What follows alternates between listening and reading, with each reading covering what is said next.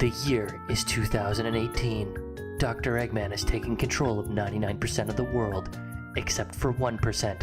And that's this podcast. You're listening to Let's Talk About Sonic, the only podcast where we talk about Sonic. Run it back. Sonic Forces came out in 2017. Can we get a second take on that one? The year is 2017. Dr. Eggman has taken over 99.9% of the world. The percentage of the world is now smaller than it is in 2018. That 0.1% is a podcast hosted by two people who talk about Sonic and his forces in a lost world. Hi. I'm Mitt. I'm Crap. We're talking about Sonic. Again, we do it so much. We're here again. We do it so much. Look, what do you want from us? We'll never stop. There's no stopping us when we talk about Sonic. There's no reason to stop. There's no reason to stop. There's too much of it. We're going to rename our podcast Too Much to Talk About Sonic. Like, too much of it. TMTASonic. Yeah. I don't know. TMTA sounds kind of cool. True.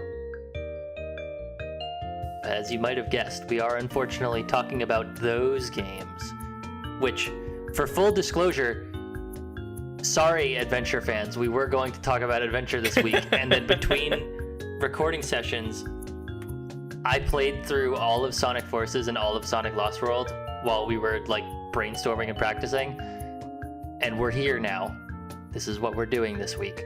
And there's a plane flying over my apartment right this second. Yo, that's Sonic and Tails going to the Lost Hex. It's relevant. It's relevant. Man, big asterisk on that, unfortunately, because not an asterisk for Lost World, but for Forces, just because Forces is just mediocre. It's not appallingly bad. Yeah, it's funny. Earlier episodes, I would really dog on Forces and try and talk around it rather than talking about it.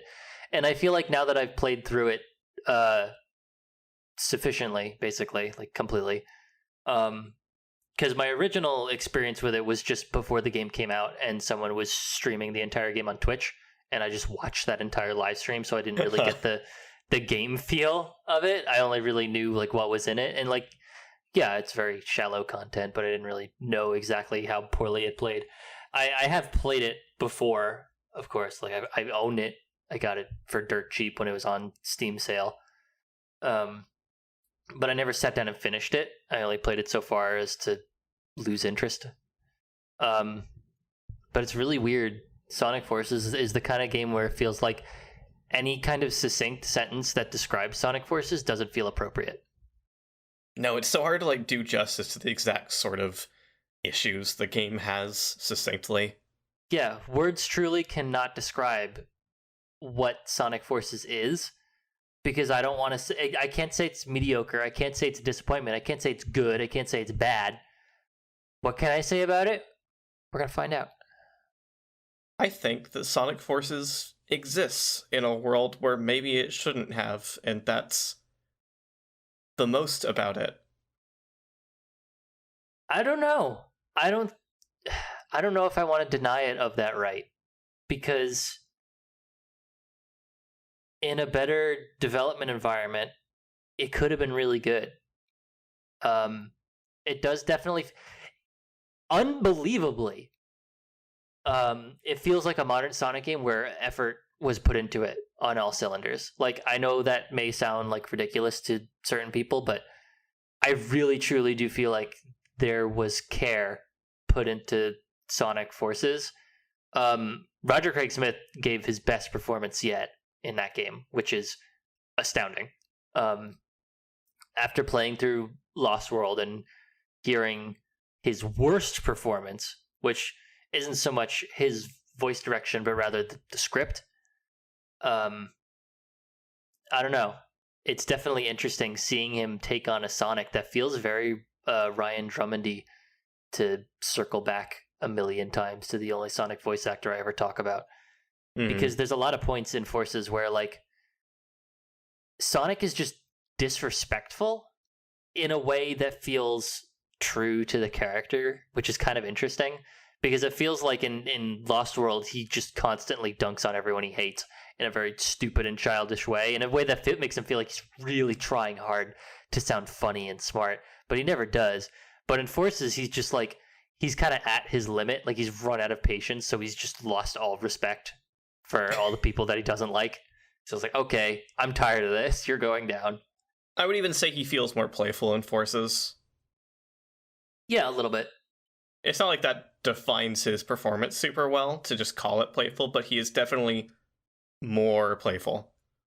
He feels a little bit more matured. He feels more honestly confident confident in himself, in a way that we don't really see much of in the newer games. I get where you're coming from with Forces. My comment about like shouldn't have been in this world. It's just like you were saying earlier. It's hard to like describe in words what Forces is and what its qualities are and what the problems are with it. When I say something like Sonic Forces shouldn't have been here, it's very like the exact circumstances that led to the creation of Sonic Forces and the way that it was created feels like it shouldn't have happened. I don't think it was the right move at the time. I don't think it was good brand-wise, marketing-wise, gameplay-wise, storytelling-wise, presentation-wise. It falls flat on in so many areas, but it's never the worst. Yeah, I feel like I have been won over a little bit more on it in terms of aesthetic and presentation. It definitely feels like that's where they put the most effort into it. I guess it just doesn't work for me. What effort they put in just goes in a direction that I don't like. Yeah, it has its moments. It definitely does have its moments where it looks really, really, really good, and I do think that the general UI aesthetic works on some level. It's just still very flat and bland when you get down to brass tacks. Like, the font choices are all boring. There's no real style or flourish, and it's all like, how would you put it besides like wartime propaganda aesthetic, like brutalist? Well, it takes a lot of inspiration from Russian war propaganda posters. Yeah. And like that's a cool place to seed your inspiration from. It just feels like a very superficial take from that design style. I can't remember what the style of it was. I watched a video on Sonic Forces, reimagining Sonic Forces, years ago by Telekinestic Man, I believe, on YouTube, which is pretty enjoyable, and he knew the exact social movement that spawned that art style for the posters. Okay. And I just can't remember it offhand, but I just feel like they just didn't think about what potential they really had pulling from that artistically. Yeah. I don't think the UI comes off very... I don't know. When I look at screenshots or video footage of levels being played in Sonic Forces, the UI sticks out to me like a sore thumb. It doesn't feel like it blends.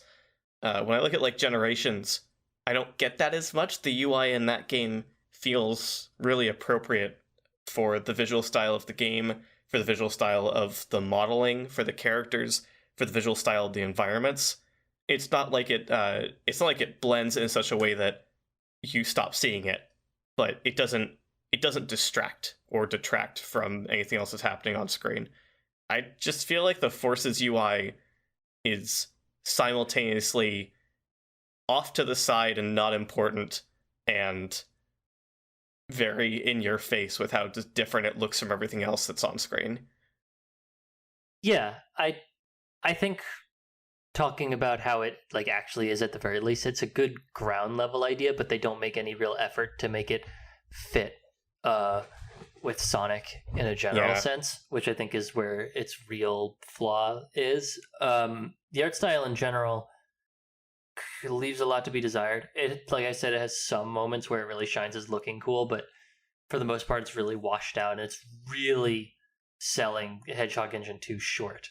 And I think that's unfortunate, because there have been better demonstrations of the Hedgehog Engine 2 that look really, really good.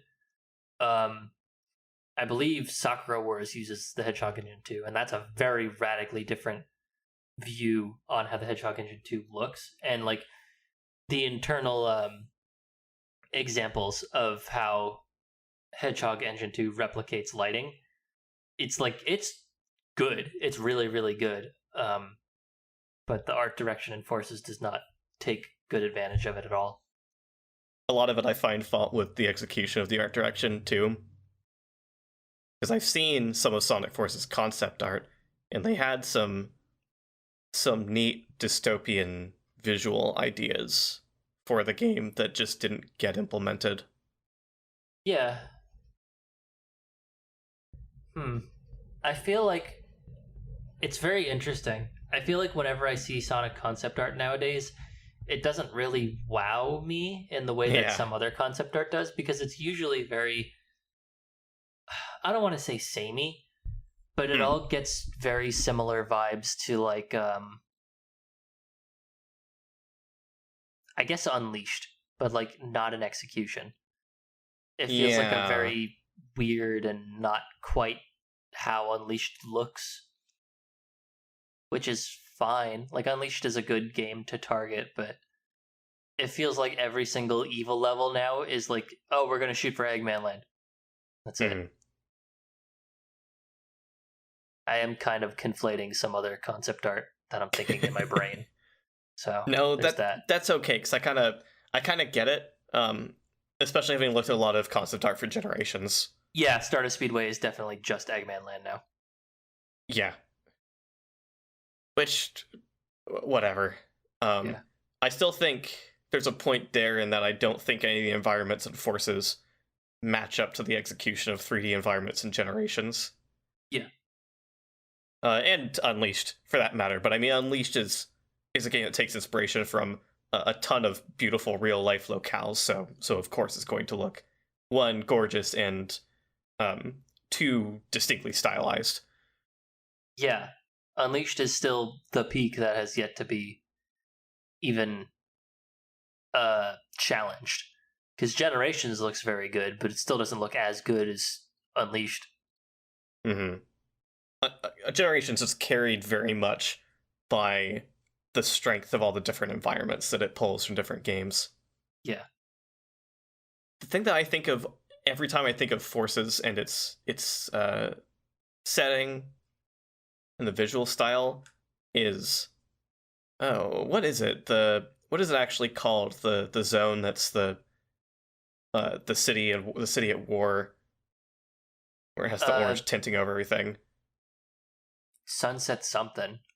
Oh, Sunset Heights. Yeah, Sunset Heights. Yeah. Incidentally, my favorite level from Spark the Electric Chester. I always think of Sunset Heights, and I just don't think that the color grading looks good on the characters. Yeah. There's not a lot of green in Sonic Forces. Yeah, actually. You get Green Hill, but it's not as green as it usually is. Yeah. For no reason, by the way. Yeah. Chronologically, you go through Green Hill as Sonic, like modern Sonic first, and that's before Eggman takes over the world, and it's just like that for some reason. That's not like post-war Green Hill. I wonder if anyone out there actually believes that the Green Hill's looking a lot more like Sand Hill right now line is actually a direct reference to Sand Hill from Adventure. Part of me wants to say it could be just because of how tongue-in-cheek the Sonic brand has been, but I think that's more of like they've been like that lately, and I'm thinking backwards. Right. I kind of feel that. Yeah. Yeah. Then again, you mentioned that Rouge mentioned Seaside Hill in Forces, right? Yeah, she does, and there is some kind of weird possibility that Metropolis might be Grand Metropolis because it's the only wholly unique environment in that game besides Sunset Heights. Right. Which, like, I don't know, I guess the game is allowed to have its unique environments, it's just the ones that it has don't feel very interesting. There's only 2 of them, and the rest of the game is very focused on repeat locales. Yeah, for sure. And there are some surprisingly deep cut. I would say the Death Egg Zone from Sonic 3 is a deep cut. Yeah, Deep it was enough. really unexpected. Yeah. I remember on my first playthrough of the game, I was actually kind of excited to see it, and then I played the level and it wasn't fun, but, you know. Yeah.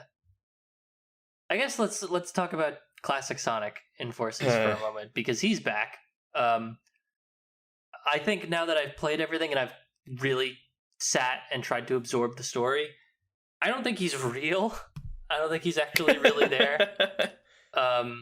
For whatever reason.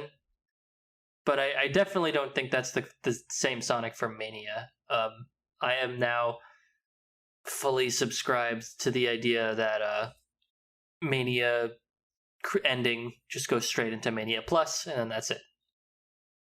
Yeah. Does raise an interesting question about Mania Adventures, though. But Classic Sonic is here. He controls differently from how he did in Generations in interesting ways.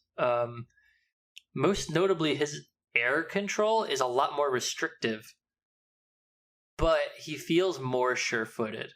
He doesn't feel as mushy as he does in Generations, I think. Right. Of course, they also nerfed the spin dash, which everyone was kind of expecting. Yeah. I'm sure Sonic Team as a whole was very, very aware of the speedrunning culture, even like casual speedrunning and time attack players for Generations, what they were doing with the spin dash. Yeah. They didn't want that. Sonic Forces is a much more, Sonic Forces is a different kind of automated game. Yeah. If you could do the kinds of things you could do in Generations and Forces, you'd probably break it in half. Yeah. I do miss it, though. Yeah. I miss it, too. I miss the air control. This is a problem with all three characters in Forces, but I felt it the most with Classic Sonic because he doesn't have any sort of correctional device. Technically, most of the avatars don't either, but they can. If you pick the kind of animal that lets them. Can they? Yeah, the birds get a really weak double jump. What? Yeah. It's really weak. It's not even much of a help, but it does give you some upward velocity, so it can be used as a correctional tool. Well, Sonic doesn't have one. Well, he does have one. Sonic has one, but it's awful. So yeah, maybe I'm pretty sure the birds one is comparable. Yeah. Huh. It's not great. But it can't be great because they can't let any of the animal choices for the avatar have any real gameplay consequences. Yep. That is definitely a big one. I would definitely say that like the biggest issue I had with Forces on a moment-to-moment gameplay basis is just how hard it is to stop yourself in midair. Because you could start and you just go, but stopping is a whole nother story. That was the thing I was going to say, is that all three of the characters have the same issue in the air, which is if you want to like tweak how fast you're going forward, you can't. You can stop going forward and go back. Unless that doesn't apply to like max speed. I can't really remember. But most of the time when I was trying to do platforming in Forces, I'd have to be really confident in my jumps, because if I had any sort of hesitation that made me want to course correct and press back on the control stick, I would start going that direction at a much lower speed. So I wouldn't slow down and be able to land more precisely. I would miss the platform entirely because I backed away from it. Yep. It's definitely just like your airspeed is entirely hinged on... Your airspeed is ridiculous. They crank up your airspeed to such a high degree, but they don't let you turn around, which is the weirdest thing. Yeah. Very strange. I think even at low speeds you can't turn around. I think that you just stop instead. That's nuts. Yeah. For anyone who doesn't know, Forces was not built on the same engine that went from Unleashed to Colors to Generations. It was built on Lost World. They turned Lost World into a boost game. I think, isn't it more specifically, each game is iterated upon the last, so they turned Generations into Lost World and they turned Lost World back into a boost game? Oh my god, they might have. That's totally possible. I just never heard about it because people didn't talk about it in the same way as Lost World to Forces because people were more excited for another boost game. Yeah. I do think that's the case, if memory serves, is that they did turn Generations into that, and then they turned Lost World into Forces, which is wild. Lost World did mark the end of them having like alternating developer teams that were working simultaneously. So that would kind of make sense if they just bundled together everyone who still wanted to be a part of Sonic Team going forward to go from Generations to Lost World. Yep. But I bring that up kind of because it reminds me of going from Adventure 2 to Heroes, how literally all they did to make Heroes control so differently for the speed characters was that they doubled the acceleration and top speed. Yeah, and it makes such a world of difference. Yeah. Just those minor adjustments.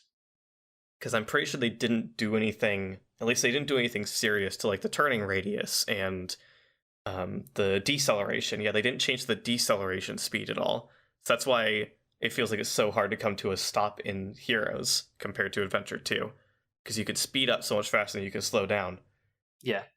It feels like a similar principle going into Forces here, but like in the opposite direction. Yeah.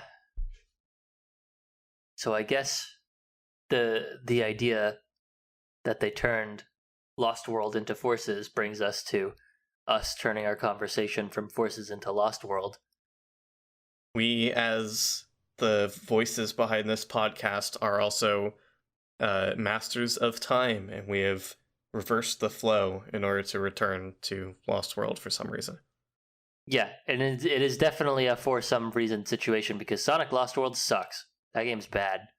Yeah. No asterisk here. Force World. We're not talking about Force World. Sonic Star Wars now. We're not getting into Force World today, but Lost World just has so many fundamental issues in gameplay and writing. We already talked about the writing, but my god, the writing. My god, the writing. But the gameplay is just from control standpoint and level design standpoint, it was just poorly thought out, poorly conceived, poorly executed, and it when I say like Sonic Forces shouldn't have been here, I mean that doubly so for Lost World. That's the funny thing about Lost World is that the execution is the one thing that I would say is like unquestionably polished. Mm-hmm. Their ideas were bad. Well, like, okay, the like timeline of how they put together Sonic Lost World in terms of how good each step is, the like vague idea of making Sonic more platformy and giving him parkour to kind of fill in the gaps in between speed and not speed is a really good idea. Yeah. And then the little asterisk on that, which is giving it tube levels and Mario Galaxy planets, is like, this is a less good idea, but okay, that it could go well. It's nebulous enough. And then the closer and closer they got to like how they actually started like fleshing out those ideas and how they would work, it got worse and worse. But then for whatever reason, they felt confident in it enough to polish it like to a ridiculous amount. Sonic Lost World is the most polished Sonic game in literally years. Can I tell you something messed up? Yes. I don't think that's a good thing. Yeah, you're right. It's not a good thing. Yeah, it comes off like wow, the word my brain reached for was saccharine, and I guess that's kind of right in some abstract sense. Yeah. But it's plasticky. Sonic Lost World is a plastic game, and like that's probably why I think of it in the same like head places like Sonic 4. Sonic 4 is also a plastic game.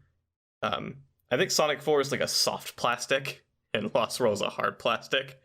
But they sanded off so many edges that Lost World is no longer interesting in the way that Sonic games are usually interesting.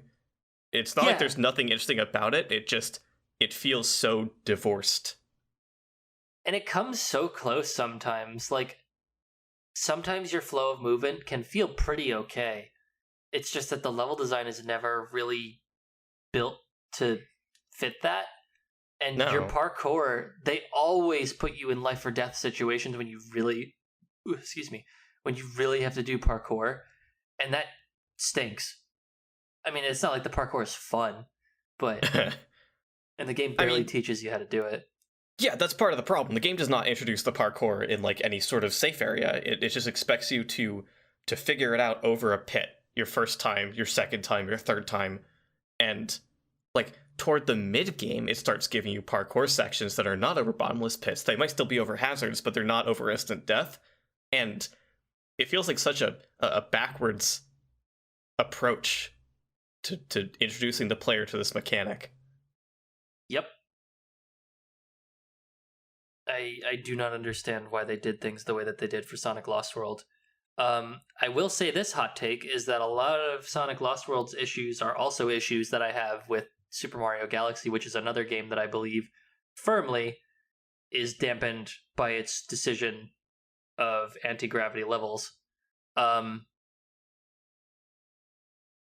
guess that's not to say that anti-gravity levels can never work, or like anti-gravity gameplay, but the compromises that have to be made to make it comfortable to play, I disagree with on a fundamental level, and I cannot see an anti-gravity game, an anti-gravity platformer that is actively fun to play unless platforming is not the main aspect. And Sonic Lost World decides, hey, we're not just going to make you go on like circular planets, you're going to be on tubes, and that's going to be the central gameplay of the entire game. So how are we going to remedy that?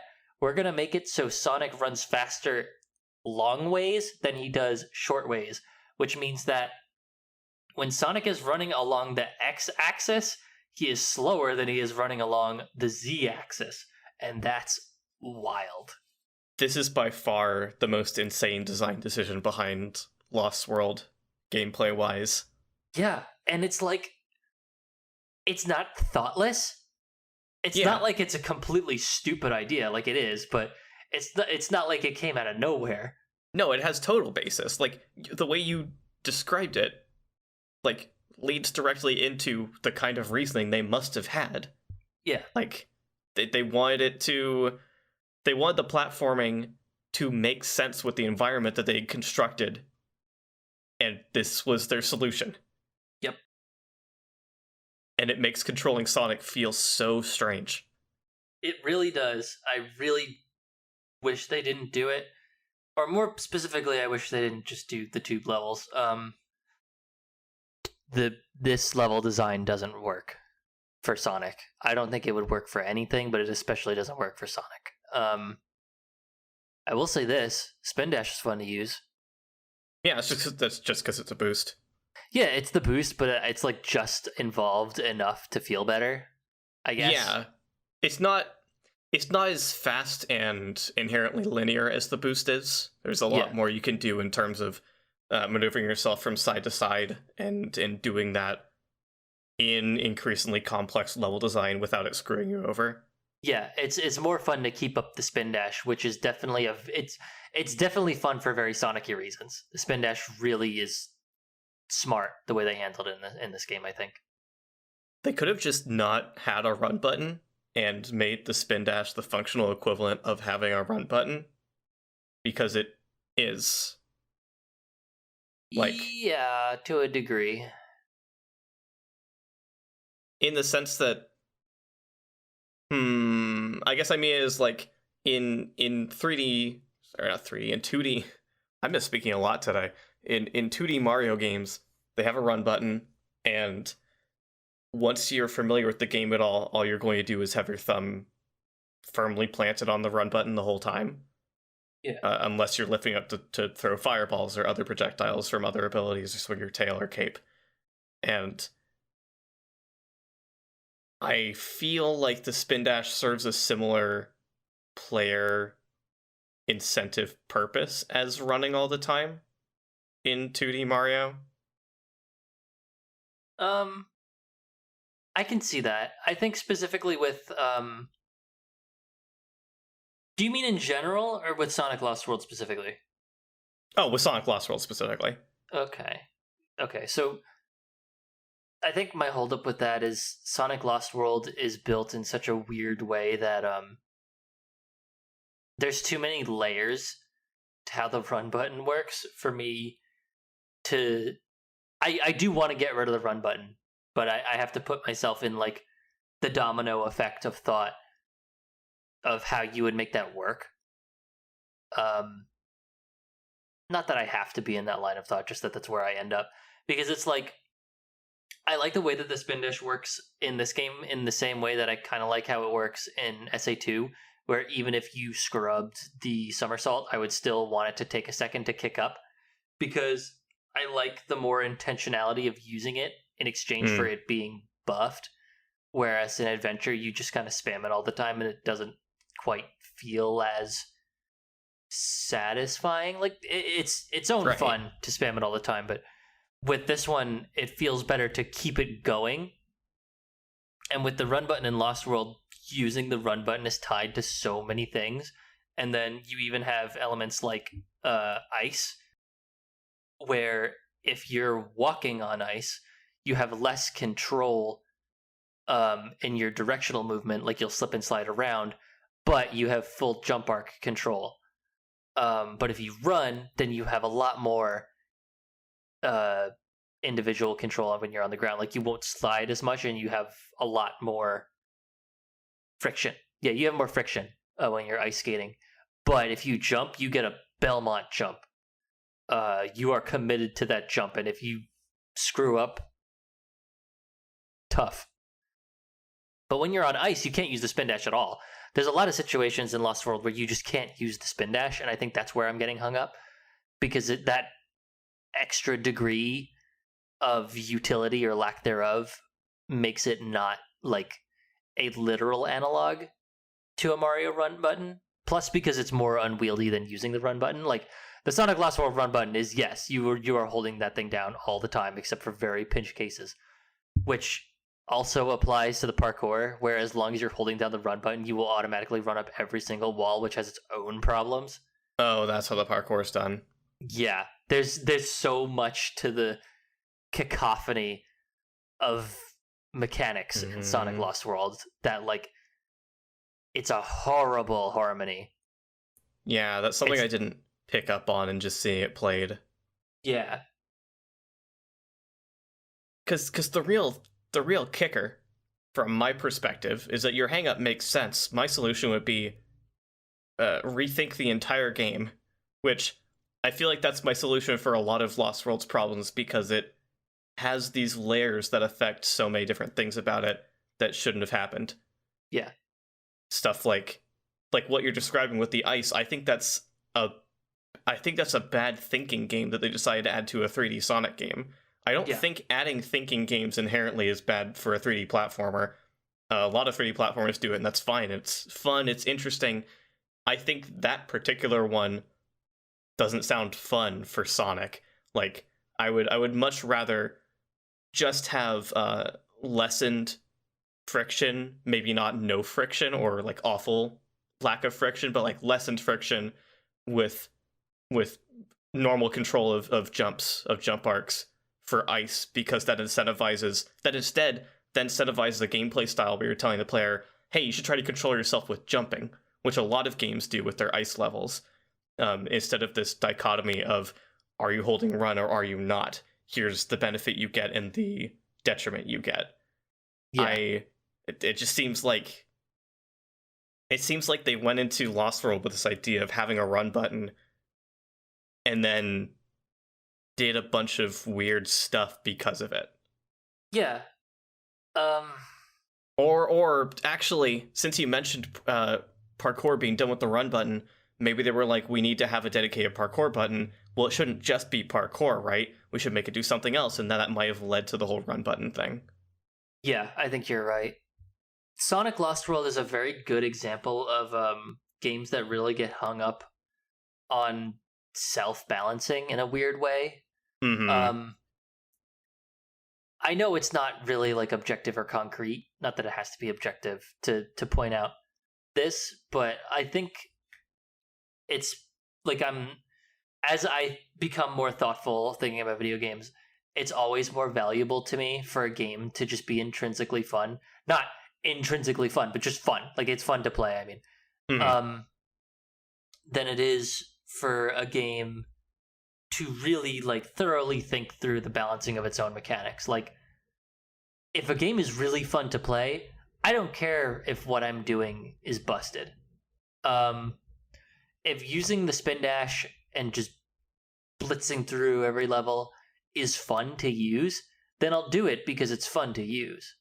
And that's my incentive to want to do it. And that's already really rooted in Sonic gameplay, is that it's really fun to go fast and be good at Sonic. So the game balances that by saying, okay, well, once you get over the hitch of mastering it, here's all these increasingly more difficult levels to test your skill to see just how good you are at playing as Sonic. And that's what makes the whole Sonic feedback loop work. Yeah. But with Sonic Lost World, especially using the ice physics as an example, it's like, well, okay, so how do we make it so running on ice is balanced? So we want to make it so like when you're running on ice, you have more control, right? So that means to counteract that, your jumps should be worse. So that way you have to decide, and you don't automatically have a get out of jail free card for every ice. If that's how you're feeling about ice physics, don't have ice physics. Just don't even do it. No, a lot of people don't even find ice physics fun. Just don't even bother. Yeah. I like to approach game design elements like this from a perspective of how's it going to impact the player, and is it interesting that it impacts the player in this way? Does it make them approach playing the game differently? Does it force them to approach the game differently? Like, Yeah. the latter has its use cases. Just in this instance, it feels like a detriment. Yeah, definitely. The run button just is a mistake. And I feel like they could have approached parkour in a very different way. Not even just talking about the way that it's implemented in-game in terms of level design, or the exact way that Sonic moves, which, from all that I've seen, doesn't look very intuitive or graceful. Yeah. Even just setting all that aside, the way they chose to approach parkour control-wise, it seems like it just impacted everything else negatively. Yeah, definitely. It's so frustrating because, like, there's nothing inherently wrong with giving Sonic a run button, but because of the specific way that they handled it in Lost World, it's just like, ugh. There's so much stuff just like wrapped into itself that just makes everything worse to use. Like, yeah, having a parkour button is smart. Even tying a run feature to that is smart. But when it's handled the way it's handled here, where okay, I'm gonna hit you with a hypothetical. Yeah. It is a hypothetical rooted in a real scenario. Yeah. In Sky Road, I believe the last level of Sky Road, there's a segment where you have to jump up little blocks of sand, and whenever you touch the sand block, like you step on it, it starts to disintegrate. And you have a whole staircase at one point in the level where you got to run all the way up it. You have to run up a couple flights of those stairs to progress in the level. And if you're holding the run button during that segment, you will actually go slower than if you don't, because Sonic will continuously grab onto the side of each and every individual step and halt your momentum every single time. So you'll run up to a step, you'll jump, Sonic will grab it, he'll vault over, and then you'll jump again, and then he'll grab it again, and that keeps happening every single time you go on a step. But if you're not holding the run button, he'll never do that. And you'll still get your normal conservation of momentum every time you jump. So you will actively go up the stairs faster than if you're holding the run button, the button that's dedicated by all means to going faster. And that's all because they didn't think, why don't we just automate Sonic vaulting over things? Yeah. Like, if that whole segment while holding the run button was, okay, you hold forward and then Sonic will just automatically vault over every single step and it's faster and easier. Now, that's fine. Like, it's a flight of stairs. It doesn't matter if it's easy or hard. It's a flight of stairs. The challenge there isn't precision. It's going up it fast enough. And if you're doing that, then it doesn't matter. And even then, it's not a very complex challenge anyway. I think they come back, but that's neither here nor there. Having parkour mechanics that work that way, where it's more about automating and keeping the flow going in specific spots, is a very modern approach to parkour mechanics that games like Spider-Man do, and that game has really good parkour mechanics. And I would hope that they revisit parkour mechanics for Sonic again, and they do it more thoughtfully in that way. Yeah. What a time to still not know anything about Sonic 2022. Yep. That's for sure. I was going to mention in the middle of that also that, like, Sonic Lost World and Forces back-to-back seem to be a couple of games that Sonic Team made with the intent of having platforming matter a little more than it used to in 3D Sonic games. Or at least, like, in the way they've been approaching platforming. And stuff like what you described in that Skyro level almost feels like it's because of that. Like, they want you to be thinking about your precision platforming a little more, and it just doesn't work because they approach it in a way that's immediately unfun for the player to interact with. Yeah. I don't know. I have to wonder if that section, if the developers were like, yeah, players should realize they should let go of the run button here. Or if they didn't consider that at all. Yeah. Because it's a run button. When do they want you to let go of the run button? Yeah, exactly. And, like, I think you've really failed in making your run button if you actively want to let go of it, because the parkour mechanics are so intrusive that it dampens your ability to play the game. Yeah. Easy condemnation. Yeah. Ugh. And this isn't even getting... Oh, go for it. The frustrating thing about Sonic Lost World is that it's a whole game of Marble Zone, basically. Yeah, it's kind of what I mean. It's Marble Zone if the lava killed you. Which, I was just watching you play earlier in a section where the lava does just kill you. Yep. So metaphorically and literally. And I was going to say, this isn't even getting into the two kinds of homing attack. Oh, yeah. That's such a footnote now. Does it, like, get less relevant the further you get into the game or something? I think so. It's never... Well, for the duration of me playing the game, it wasn't a problem because I remembered all the enemies that you're supposed to kick instead of homing attack. But I definitely do think it gets less relevant. Because they really hit you with the enemies that, like, oh, yeah, you gotta kick these guys, otherwise there's gonna be a problem. And that's like the ants from Sonic CD. I'm pretty sure the snail from Sonic 1. Yeah. I believe crab meats need to be kicked. I'm pretty sure egg pawns need to be kicked. I feel like I remember crab meats being needed to be kicked. Yeah. And I wasn't sure if it was crab meats at first because I was thinking of shell crackers from Sonic 2, but I don't think those are in Lost World. Yeah, I do think, because they have slicers, and slicers are weird because you have to hit them multiple times with the charged homing attack, which is another thing. The charged homing attack is a worse offender. At least in the sense that you're using it more often. Yeah, I guess in that way.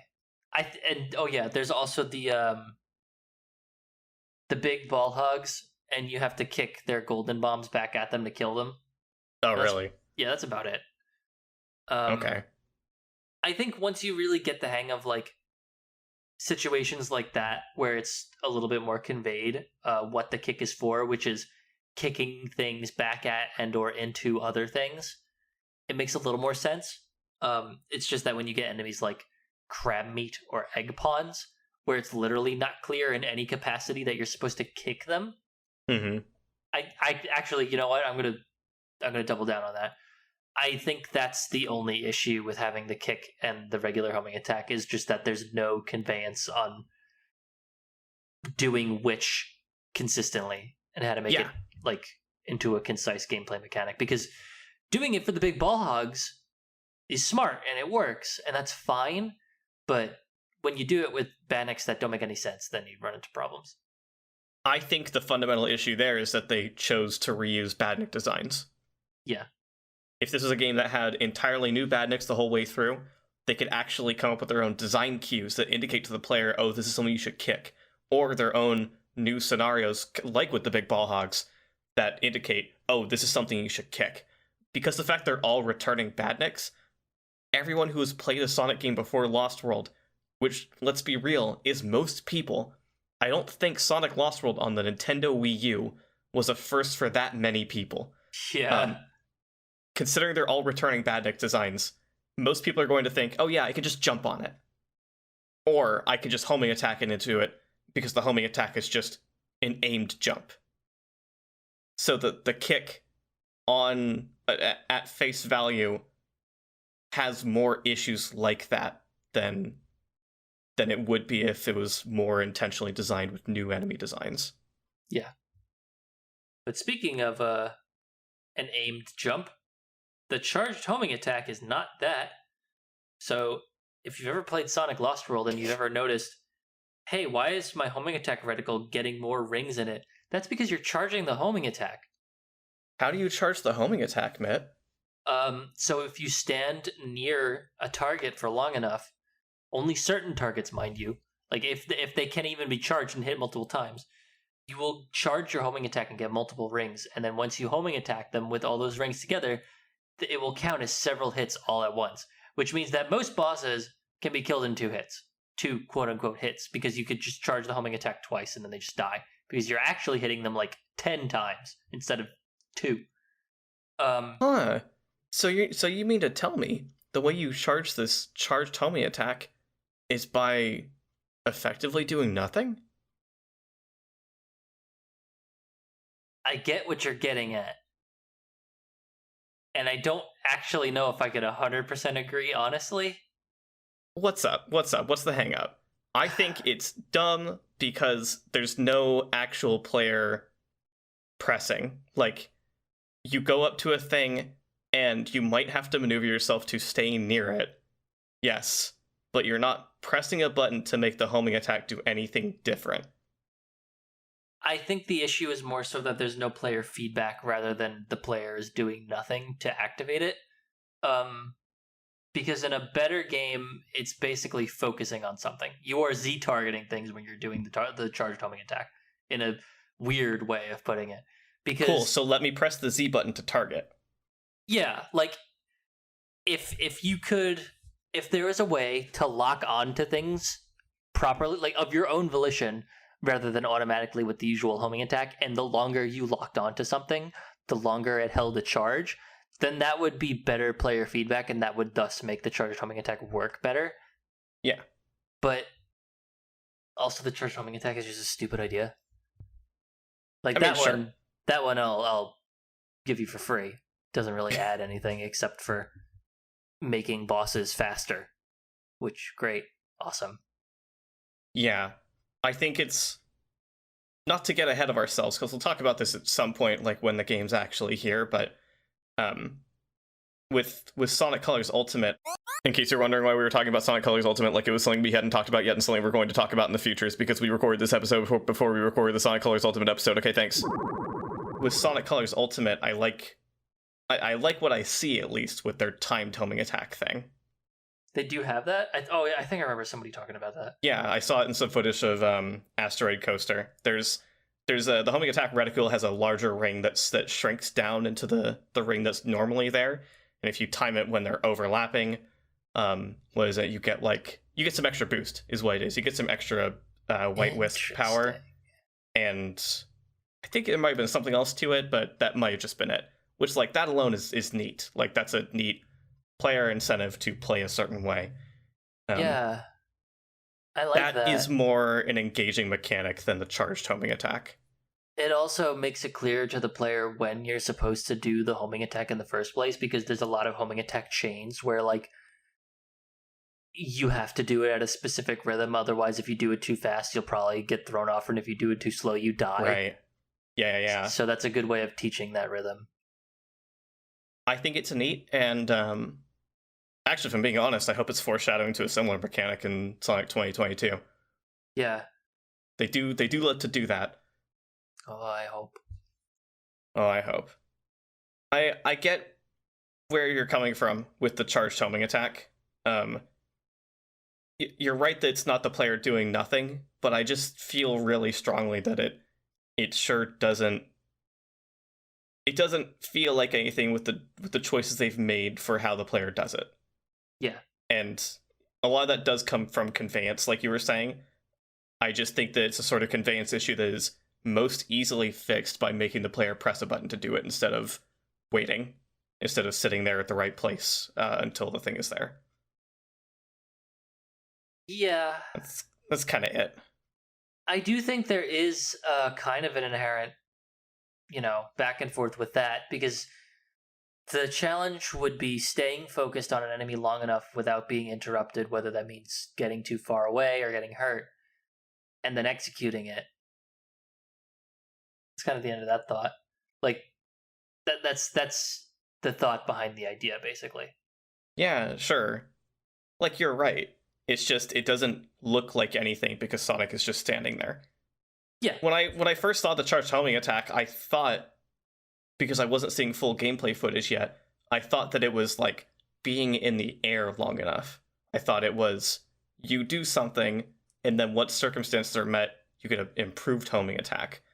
But it is precision movement to some degree. It is keep an eye on where Sonic is and where he's pointed, and then it happens. And there's something about approaching it from that angle, control-wise, that's just completely not captivating to me.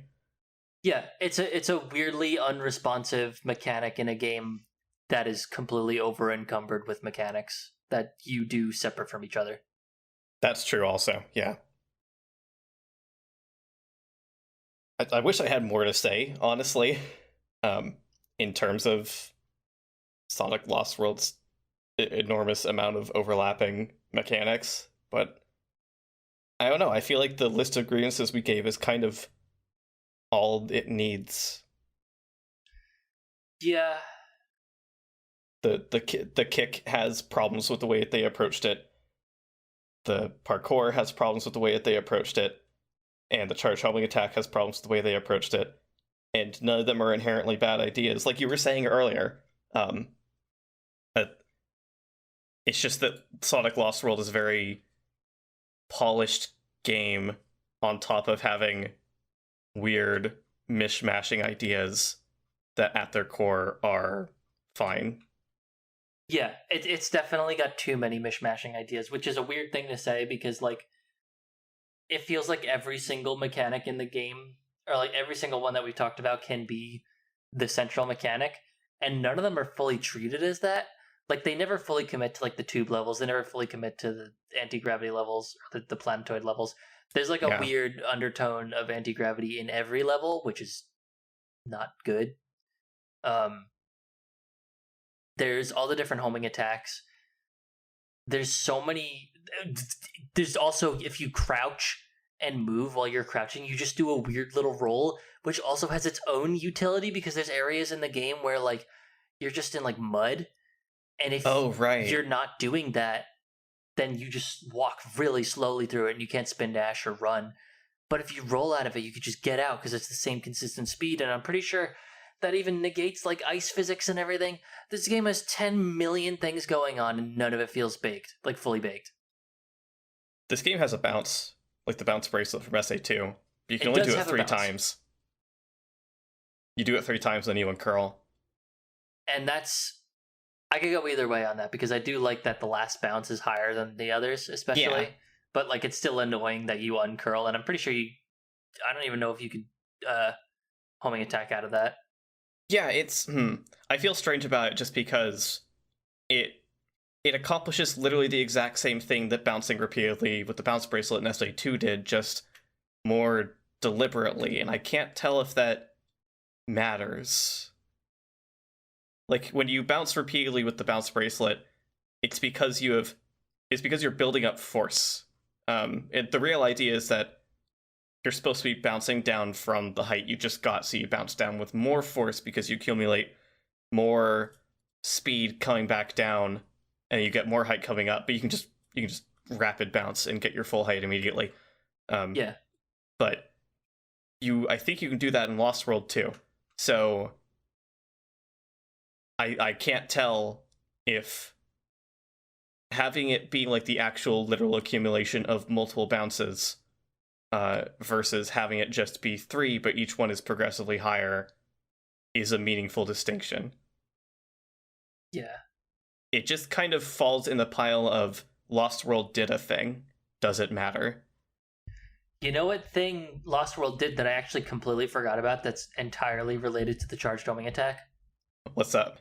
Homing attack links. Oh, that's right. And that is a central mechanic of Lost World. Like, they do that all the time. Yeah. Which I guess in that way does kind of justify the charged homing attack, because you do it the same way. It's just you focus on one enemy instead of multiple, which is interesting in theory. I think neither are particularly intuitive, and I won't be the kind of person that's like, oh, well, I don't like that you pop off of enemies every time you do the homing attack and you bounce from head to head. I much prefer if you like maintain your momentum and you go low like the normal homing attack in all the other games. But like Sonic Lost World literally isn't built around that. Yeah. If it was built with the regular homing attack in mind, you'd be flying all over the place. It would be so hard to control this game. Like Lost World, the issue Lost World has is like the polar opposite issue of that. It's not like Sonic Heroes where you're slip sliding all over the place. It's like Sonic Lost World is one of the only games in the entire series where you're basically as sure-footed as possible when you're on the ground. Yeah. You could be running top speed, at least like top running speed, without boosters, without spin dashing, and just come to a stop pretty much. Yeah. Jumping, there's a whole nother story, but yeah. This also just like comes back to why I think Lost World is a game that's fundamentally flawed. Because if say I like that kind of homing attack style better, then it's not just the homing attack is different in Lost World, it's that everything about Lost World is not conducive to the kind of Sonic style gameplay I would want. So I throw the whole thing in the trash. Yeah. At the very least, we could rest assured that pretty much the only thing that's worth taking away from Sonic Lost World is the idea of parkour. On the whole, Sonic Lost World is like a bleak dead end with nothing to really bother taking from it from a story or gameplay or any perspective. Do we want to talk about this, Eddie? It's like we already did. Unless we want to talk about what little they add to the game. I guess we talk about the tone of Sonic Lost World. We already did. In detail? That was the whole last episode. There was a whole last episode, yeah. Okay, well, Zeddy sucks. Sonic Lost World sucks. Sonic Forces. Yeah, they suck. We can add on that their boss fights are really uninspired. Yeah, they're uninspired. They're fast if you know how to do the charged homing attack. Yeah. Multiple of them are very inexplicable. I think of I can't remember his name, which is great. That's the whole thing of Zeddy. It's what they're making me do right now. The fat one, whatever the heck's going on in his boss fight, just happens. Yeah, he's Zomom. Zomom. He's weird. Actually, okay. I was going to say to Zomom.com. God. I was gonna say that he is the one with like the most inexplicable powers, but like they all just have things that make no sense. Like Zaz just has a big moon. Yeah. Master Zik has fruit, which is more related to the levels than it is to him. Which is why it's weird when you do it again, the boss rush later. Yeah, Xena has all the snow stuff, and I think no, yeah, her second boss fight still has like snowmen and stuff. It's just that she gets a big wrecking ball too. Um, Yeah. Zor has the owls, but like he bounces all around the room like in Breakout. His name's Zor. Yeah, Why does like his name compared to all the other ones feel like it communicates nothing about him? That's funny. good question. Could you imagine if it was just Zour, like Zour would do it. Zour? Because it Yeah, sounds because like it's like Dower. Dower. Yeah. Yeah, that would all. That's all it would take. It also kind of works for Sour. Both of them apply. Yeah, I was gonna mention also for Xena that like it's not a great pull, but it's like an Ice Queen stuff. She's cold. She's she's a jerk, and anti-feminism. Women are bad and awful. man. Sonic Lost World truly is a betrayal of character for Sonic. Can you please put Blaze the Cat in more things? Thanks. Thanks. I like her. Signed the NBs. Signed the NBs. We're starting a new Facebook page. It's NBs for Blaze the Cat. We will do it. She will be playable in another game. I don't want like the most recent thing for her to just be Team Sonic Racing. Yeah. I'm so afraid that if they ever made another Rush game, it wouldn't be as good, like, literally on the aesthetic level of Yeah. it not being a DS game. Yeah, yeah. Right. Sonic Rush is a low poly game. It is a low poly and 2D environment game, and it's good. They can even get Hideki Naganuma to do the music again if they don't have the game look right. Not even talking about play right. If they just don't have it look right, it just won't be the same. Yeah, like, if it looks exactly like every other modern Sonic game, kind of like how Generations 3DS did, it won't be interesting. And the fact that Sonic Colors 3DS uses the same models as Sonic Rush does not give me much confidence that they view Sonic Rush as having a unique art style, despite the fact that its character models definitely do not look as lanky as the regular modern models do. Yeah, like their proportions are so much different, even just like in the head. Yeah. Oh, so I was talking about the character dialogue portrait models specifically, but the in-game models also, yeah, are very different. Yeah. They're crafted for the needs of the DS, and it looks good. They are very good models, and I like them a lot. That's a whole tangent, but Sonic Lost World does that to us. Does Eddie do that to us because we don't actually like talking about them because they're not fun to talk about? This feels like an obligation. I think it's good that we sat down to talk about these two games, but like, my god, Lost World is a fun sink. Yeah, Sonic Lost World is kind of like a punching bag. That too.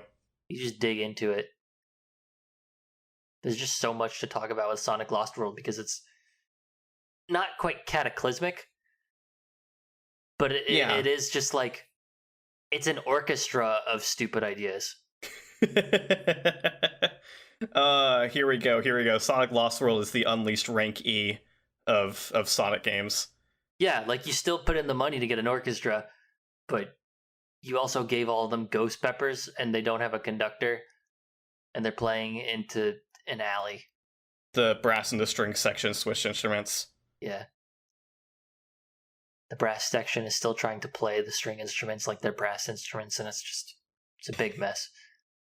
Yeah, that explains a lot of the noise, actually. Yeah. There are so many loud drivers outside my apartment tonight. It's Sonic. I don't know what's having up. a race. Oh, okay. They're having another Team Sonic race. Dang, is that Silver the Hedgehog? Whoa! Wow, he just drove by. Was it slowly? Yeah, he's not as fast as Shadow.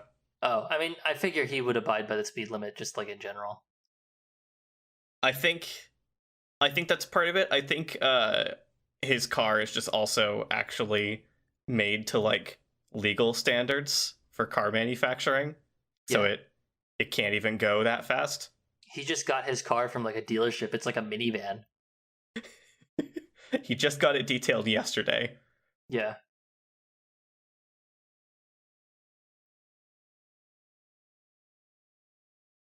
I Well, think we that's should lean. Oh, what were you gonna I was say? gonna say, well, that's a dead end conversation topic. I think we should go back into. Oh well, Silver's in Forces. Yeah. There you go. So Forces just has a bunch of characters that are there for like no reason. Oh, they don't do anything. The Chaotix show up and like they have some lines, and Vector especially like says things to other characters sometimes, and they don't do anything. Yeah, actually, me saying that like Silver doesn't do anything is a little disingenuous because he does do stuff, kind of. Like he shows up in a couple cutscenes and he has a scuffle with Infinite, and Yeah. that's more than I would have expected from Silver in a modern Sonic game. Sonic Lost World, Sonic Forces is very interesting in his character. It's okay. We'll dynamics. talk about Sonic Force World another time. Yeah, true. What about Sonic Lost Force? Sonic Lost Force Doesn't quite work as well. Isn't that the one Power Ranger season? Yeah. Yeah, easy to mix up. But I feel like Silver does more than Shadow. Yes, that would be correct. Yeah.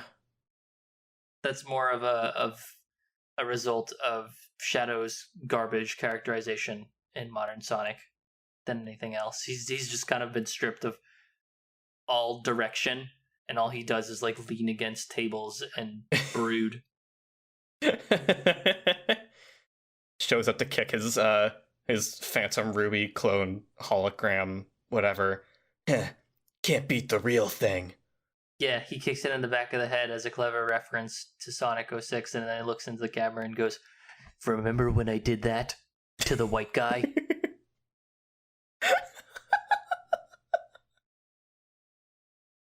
Nobody's described Silver as the white guy to me before. He is. I know. I'm pointing at him. You're white. It's not even a question, why are you white? It's just, you're white. It's an accusation. Yeah. No, it went from being an accusation to a statement. Or, no, you're right. Never mind. It went from being a questioning to an accusation. Language fails me. I cut you off twice, Mitt. Do you remember what you were going to say before? Yeah, Sonic Forces is really weird with its characters because it puts them into roles they are absolutely not meant for, but it's kind of aware of that. Like, they make Knuckles the commander in the whole game, and he's awful at it, and everyone calls him out for it. But, like, why'd you do that in the first place? Yeah, like, I brought this up last episode, but it wasn't until I watched you play a little bit of it tonight that I realized, oh, right. Like, that's an intentional joke on part of the writers. Like, in my head, thinking back on Forces, Knuckles was just the commander, and it was played really straight for no reason, but it is very, like, the whole game he's trying to play up his good ideas and decisions as a commander that all keep failing, and I don't think anyone breaks it to him that he's doing a bad job. It's just the game tonally and textually says to the player, hey, Knuckles is not doing a good job at this. Yeah, and, like, he gets so fixated on I don't remember what it's called, but it's like a water joke. The mission to storm the metropolis of Eggman's troops, and it like completely just goes down the drain, which is not the pun he makes. He says it's a wash, or something like that, and like everyone just ignores it, which may or may not be intentional writing, but like before the level starts, he says, "I call it Operation This," and Silver's like, "Who cares about the name? That doesn't matter." Yeah. Like, Knuckles is very clearly fixated on the stupid name he came up with for this mission because he doesn't ever let it go, and no one else ever acknowledges it. His whole role in the story is to desperately want to be perceived as doing a good job in his role, as being a cool leader guy, and that's where the problems begin. Like, why is that Knuckles' drive? Knuckles has Yeah. never wanted this. What they forgot what Knuckles wanted as a character. And then Amy is also there, and Amy acts like a mom, which is a really weird thing to say, that I'm not entirely comfortable even saying it because she's however young she is. But like the way that she looks after and talks about everyone else feels like that. And it's not good. It's like shades of her whole thing in Sonic Battle, but executed entirely differently. And I can't tell which one I dislike more, because on some level her writing in Forces is harmless if you turn your brain off. When you play Sonic Battle and you play her story and she's just on and on about how Emerald is her and Sonic's child and she needs Sonic to be a good dad for him and she's going to be a good mom, it feels so weird. Yeah, although I can say this, it's a little bit more appropriate for her age because it's more like how a kid would play with a doll. Yeah, the way But that it's I'm still summarizing it makes it sound more age appropriate than it reads, I think. Yeah, definitely. It's definitely written very weird, but the premise is not unfounded. Yes. Here it sounds like she's looking after everyone in the way that like a teacher or a mom would. Yeah, I think you spelled it out real nice, actually. In Sonic Forces, it is the premise that is unfounded. Yeah.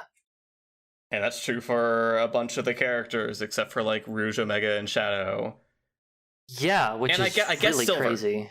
Yeah. I guess Silver, because, like, he's always been painted as someone who has ideas, who has strong enough ideals to, like, lead him in the right direction. Yeah. So it's fine. He's also coming from a place of devastation. That's his first game ever, so that's fine. Yeah, like if we like completely rewired this whole resistance team, what would we even do? Because I feel like the Chaotix wouldn't even be there, and if they are, they're purely recon. And that's kind of what they are in the game. Like Vector will always chime in and he'll act like Vector. So I guess they're allowed to be there. SBO is weirdly serious. So honestly, I would just keep Vector and not have SBO and Charmy unless SBO is literally the leader. Well, I was actually thinking that SBO would make a really good like physical recon instead of research and intel recon position, because he's a ninja. Yeah, but also the way I thought of recon for Vector is that he's literally sitting up on a hill somewhere really far away with a pair of binoculars and a walkie-talkie. See, that is funny. That's good. I think you could reasonably put the entire Team Chaotix as recon and have them all do different things. Yeah. If they wanted to play it more comedically than Sonic Forces actually wants to play anything, they could have it literally be that Espio's over there, breaking in and digging through stuff.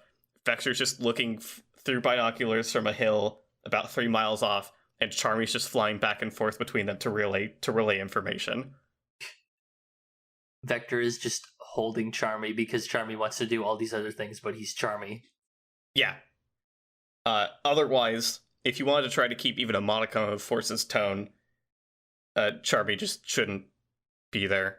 Yeah, that's what I was also thinking. That's why I felt the need to not have him and then maybe also not have SBO, because SBO is so serious in Forces. And he doesn't really do anything else besides be serious, so he feels kind of out of place. It's pretty superfluous. Yeah, like it feels weird because he's allowed to be serious. Like that makes sense for his character, but I guess it doesn't add anything. I don't think SBO should be 100% serious. I think he should be cool also. Yeah. The crazy thing is that if there's anyone who should be a leader, it's probably Shadow, because post 06, where he's doing all the stuff for Gun, he probably should just be the leader. Or the commander, I guess. Yeah.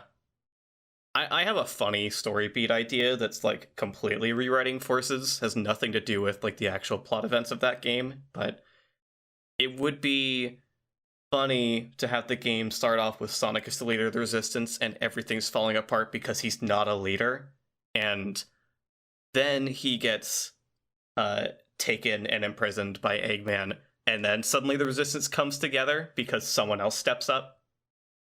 That would be interesting. I think it would at least be more interesting than how Forces starts up already. Yeah, I'm really struggling to find like a really good leader character because the only one I can think of is Rouge, and if she's not a spy, then that's weird. Yeah. And Shadow's too much like a lone agent to, for him of his own volition, be put in a leadership role, I think. Yeah.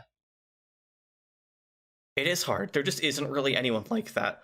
Sonic Forces would be 10 times improved if the IDW characters existed before it did. Yeah, you know what else? When we were playing earlier and I said I thought Knuckles was Mighty for a second there. Mighty would be a great leader. I don't know. I think they could do that with Mighty. I think especially if they tried to approach him differently as a modern character than as a classic one, they could. But I don't know. Mighty's character has been different in Mania compared to where it was before. He was, I mean, I guess, it depends on how much you know about him in the Archie comics, I guess, because I don't know that much. I mean, I'm going off of how I see him act around Ray and, you know, parts of the 30th anniversary comic where he starts interacting with Amy more. And he's definitely very level-headed and he works well in a group in such a way that I think makes him very natural for some sort of a commander role. Like, not very tactical, but rather he keeps everything together and has a reasonable path forward, I think. Yeah, I like that rating, actually.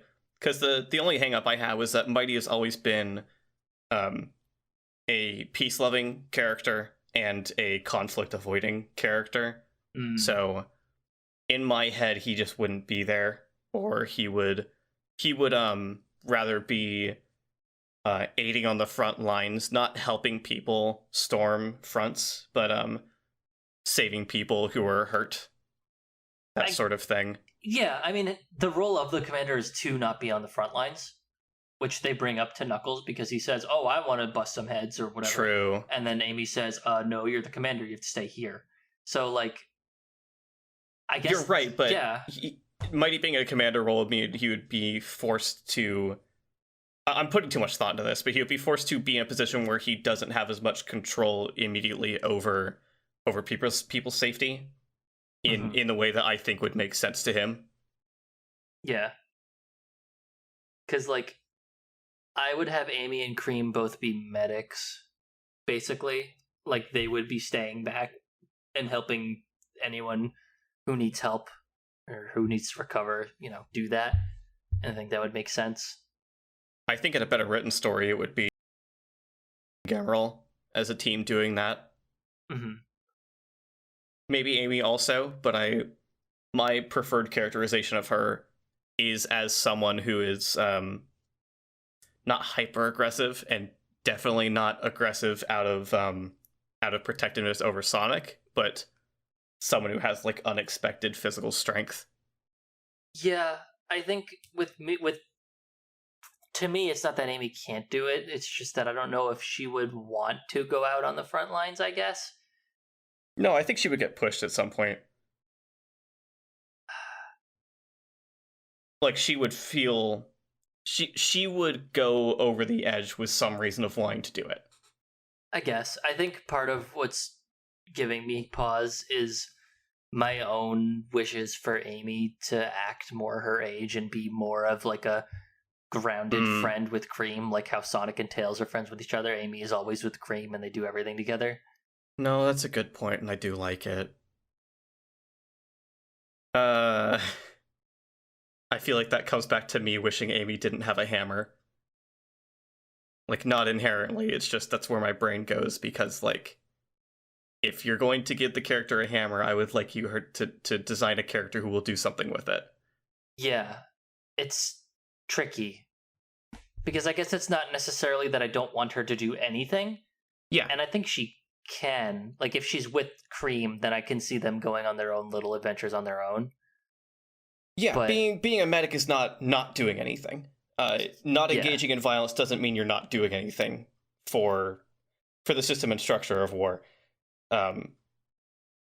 Just that taking a character who has a melee weapon predisposes them to be involved in violence. I guess so. I think what's getting me is Amy, I feel like, is a character that does not fit tonally for what they're going for with Forces in the same way that Cream doesn't. That's why she's not there. Yes. So I struggle to find a good role for her while keeping her in the same tone of Forces. Maybe that's a problem with Forces' tone. Yeah. I mean, yes.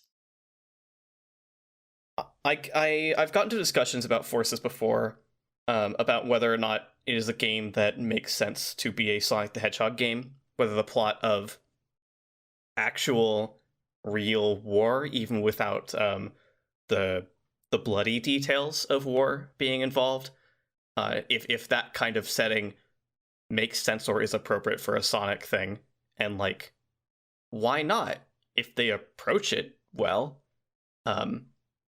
It's just that I don't think Forces approaches it in a way that's conducive to the characters it has. Yeah. I think about something like Sonic and the Black Knight, which is definitely a weird setting for Sonic the Hedgehog, and obviously that's part of the point, but if we set aside that level of developer intent, everything in the game still comes off Sonic-y anyway.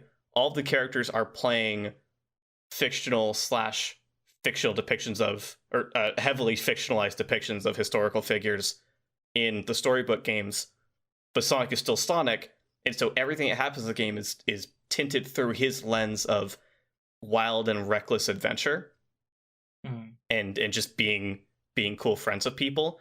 So the serious undertones of something like Sonic and the Black Knight aren't lost inherently, but they're painted over in a way that makes everything fine and fun. Yeah. And I feel like that's something that's inherently lacking from Forces. Yeah. I don't know what the solution is in terms of approach. I just know that they're approaching it wrong. I would say don't make it a war. There is truthfully no reason why Sonic Forces needs to be about a war when clearly the central plot point is the Phantom Ruby and Infinite. Yeah, right? I don't know why Sonic Lost World has to be a game about going to a new, undiscovered planet, even though we have a name for it, and meeting new characters when the game is clearly about petty character drama. Yep. Tails really is the worst character in Forces. Everyone else is pretty okay. Yeah. But at least they're not insufferable like in Lost World. Yeah. I think the thing that I always latch onto with Tails and Forces that's honestly annoying is the way that he treats Sonic versus classic Sonic. And it's all in the way that they chose to word dialogue, instead of it coming off like, oh, he just made a little mistake because he keeps forgetting there's two Sonics. It's more like he keeps undermining the value of this other Sonic who showed up. It's weird and specific. Yeah. And I don't think it's intentional. It's just kind of there. It's so weird. I think every single time he mentions Sonic in reference to classic Sonic, he says, Sonic, I mean that other Sonic. Like, I think that's literally every time.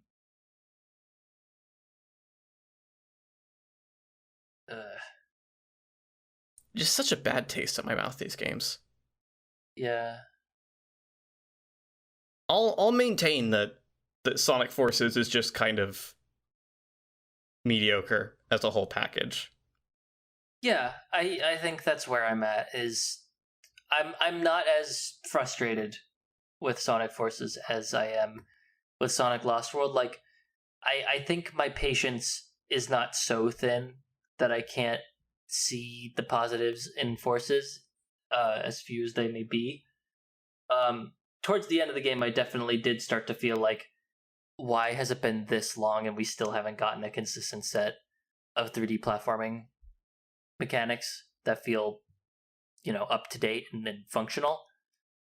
But that wasn't like, I'm so blindingly furious that we're at this point. It was more like, I guess, exhaustion. Yeah. We should talk about Adventure next time. Yeah, well, we'll talk about better things next time. Yeah, exactly. We need some pick-me-ups. These subjects are getting us down. Yeah, it's... I don't know. I feel like I'm very good at, like, not thinking about that.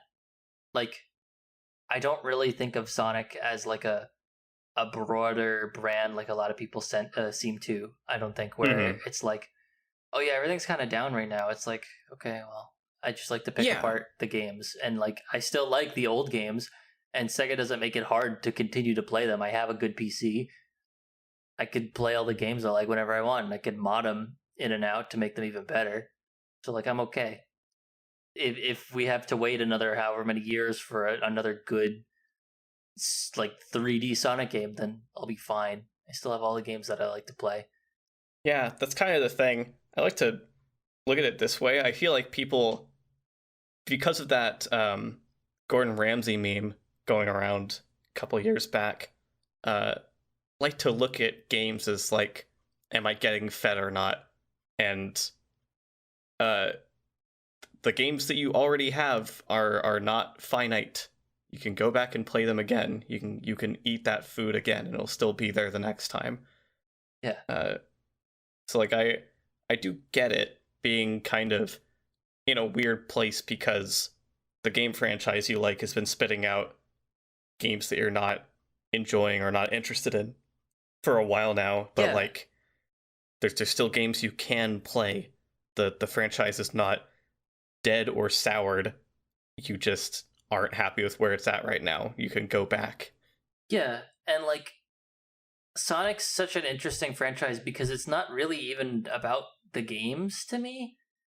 It's very much about the characters, which is why Sonic has a very successful multimedia thing going on right now. Like he's got the movies, and so far, all one of them is pretty good. It's a pretty good take on Sonic that's different from the games. And then there's still the comics, and like either whether or not it's Archie or IDW, the recent ones are all good. So like there's a lot to enjoy with Sonic that's not the games. It's not the end of the world if a Sonic game is bad. Yeah.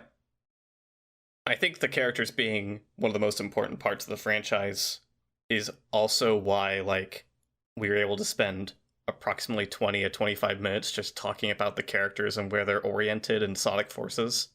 Yeah. That's kind of, that is kind of the magical thing about Sonic, is that like if they outright just one day said Sonic's not going to get any more games, he's just going to be like a TV show and a movie or something, it would suck, but like we'd still get to see Sonic. Yeah. And while like the ideal is having those characters in this kind of game, people are still going to make this kind of game. You're going to get your Freedom Planets, your Spark the Electric Jesters, you're going to get look at all the fan games that are happening at the Sage Expos every year, the Sonic Amateur Games Expos every year. I think of stuff like Kyle and Lucy. People want to make games in the vein of Sonic games, and so they're going to. You're not going to run out. Yeah, and even then, there's so many Sonic fan games that are both 3D and 2D that are really good. Yeah. Yeah, it doesn't have to be a commercial product. Yeah. It doesn't have to be made by Sonic Team. Yeah, and Sega's cool with it. It's all good. Yeah, and thank God. Thank God. Thanks for listening to us ramble back and forth about these two games and then onto something that was kind of nice. My name's Crap. You can find me on Twitter, CrappyBlue. My name's Mitt. You can find me on Twitter at Mitsumi Mario. Do you want to back us on Patreon? It'd be nice if you did. You can go to our Patreon at patreon.com/LTASonic.